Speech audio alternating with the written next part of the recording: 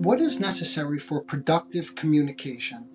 In a recent video, we discussed how increasing frustration tolerance and impulse control fosters a more genuine connection. I gave one example of how an obstruction to communication may manifest, and we looked closely at a case where somebody was making accusations and behaving aggressively towards a loved one. However, that made me think about another obstruction to communication that is far more damaging, but is so subtle that oftentimes it goes unrecognized and therefore unaddressed. What I'm talking about is when you or someone you know is overly agreeable. Picture this scenario. You or somebody you know is excessively agreeable. And on the surface, this may seem like an ideal characteristic. It may seem like an ideal state in a relationship. But for some reason, you're left feeling either irritated or frustrated with your loved one. Despite your best efforts, you try to give gentle suggestions or offer guidance to everyday activities, such as when they run an errand, when they're driving.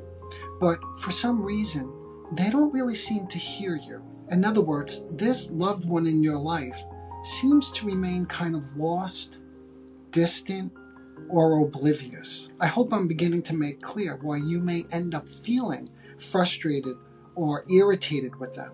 But let's delve a little bit deeper. My experience in working with individuals or couples in this position reveals a pattern. The pattern is that one person in the relationship seemingly prefers to remain aloof, distant, or oblivious. Moreover, they remain blind or not interested in a deeper understanding of this dynamic that I'm describing. But why, you may be asking, does someone just simply agree? Upon even closer examination, I have learned that simply agreeing allows them to disengage, and therefore there's never really any genuine contact with the other. If one is to have genuine engagement, part of that is to recognize a difference of opinion, and when there's a difference of opinion, there's a level of separateness. In other words, you're not on the same page. Those suffering with narcissistic characteristics, in particular covert narcissists, really struggle with this level of separation. So, in short, agreeability is a way to avoid a difference of opinion, and therefore one can avoid a feeling of being separateness from another.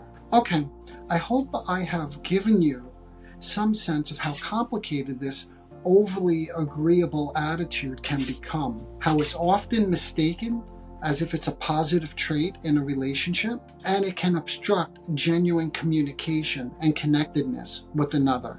And they do this out of fears of separation. There is still so much more to say about this agreeability.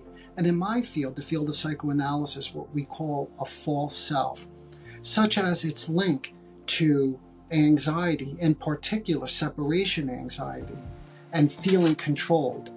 But we'll have to save that for the next video. So please subscribe to this channel so you don't miss the next video on the different anxieties that come along with feeling suffocated and controlled. But we have to stop there for now.